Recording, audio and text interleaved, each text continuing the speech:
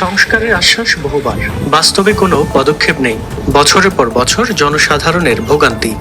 ময়মনসিংহ সদরে ১৬ কিলোমিটার রাস্তার মধ্যে ৪ কিলোমিটার রাস্তা দীর্ঘদিন ধরে সংস্কার না হওয়ায় খানাখন্দে চরখরিচা বাজার থেকে জয়বাংলা কালাকুরের পার পর্যন্ত সড়কের এখন বেহাল দশা। বৃষ্টি হলেই বড় বড় গর্তে পানি জমে, এতে যান চলাচলের অনুপযোগী হয়ে পড়েছে সড়কটি। জীবনের ঝুঁকি নিয়ে প্রতিদিন এই সড়কে চলাচল করছে লাখ লাখ মানুষ। তবে এ বিষয়ে সড়কটি শীঘ্রই সংস্কারের আশ্বাস এলজিডির নির্বাহী প্রকৌশলীর। সরেজমিনে গিয়ে দেখা যায় বড় বড় গর্ত আর খানাখন্দে ভরা পুরো সড়ক জুড়ে যানবাহন চলছে হেলে দোলে। তবে সড়কের কোথাও রয়েছে কাদা পানির দখলে। বৃষ্টির পানি জমে সড়কের এক একটি গর্ত যেন পরিণত হয়েছে ছোটখাটো ডোবায়। এমন বেহাল দশা ময়মনসিংহের শম্ভুগঞ্জ থেকে পরাণগঞ্জ সড়কের।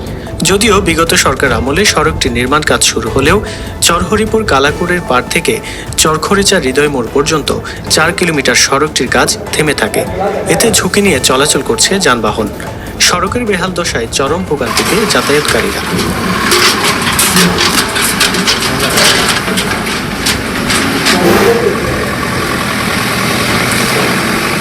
মাটিবাহী ট্রাক, ডাম্প ট্রাক, মাছবাহী ট্রাক সড়কে চলাচল করায় ধুলোবালি আর বর্ষা মৌসুমে কাদা পানিতে বেশি ক্ষতিগ্রস্ত হচ্ছেন স্থানীয়রা। একজন গুরুতর রোগী কিংবা প্রসূতি মা বোনদের নিয়ে হাসপাতালে যেতে বেগ পেতে হয়, এতে বাড়ছে ভোগান্তি। তাই দ্রুত সড়ক সংস্কারের দাবি স্থানীয়দের।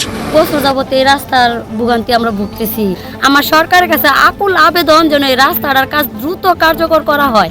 আমরা ভবানীপুরের মানুষ খুবই অশান্তির মধ্যে আছি, খুব চরম ভোগান্তির মধ্যে আছি আমাদের এই রাস্তাটার কারণে। ঠিক আছে, রাস্তাতে যাতায়াত করুন না, গাড়ি গুড়ি মানে উল্লে যায়, কাঁচা মালের গাড়ি বা এমনি ওই গিয়া মনে করুন যে মানুষ চলাচল করা খুবই কষ্ট হয়ে যেতেছে।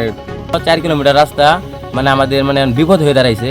মানে আমরা যেখানে বসত বাড়ি, ঠিক আছে, আমরা মানে চলার মতো কোনো রাস্তা নেই। কারণ এদিকে একটা মানুষ যাইতে পারে না, এটা হলো মেন রোড। ঠিক আছে, একটা মানুষ যাইতে পারে না, একটা মানুষ আইতে পারে না, মানে বিশাল আমরা সমস্যায় আছি। আর আমাদের গাড়ি ঘোড়ায় খুবই সমস্যা হচ্ছে।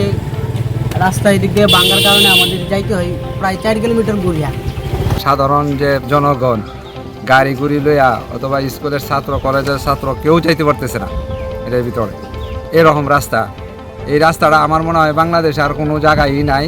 এটা আমরা 2021 সালে টেন্ডার করেছিলাম। 2021 সালে টেন্ডারের ঠিকাদার কাজও শুরু করেছিল।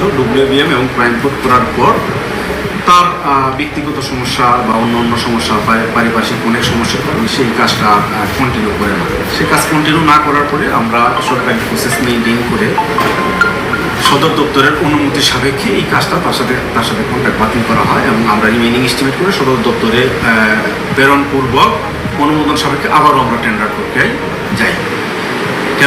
পুরো টেন্ডার প্রক্রিয়াটা সম্পূর্ণ হয় আমাদের ডিস্ট্রিক্ট অফিস থেকে।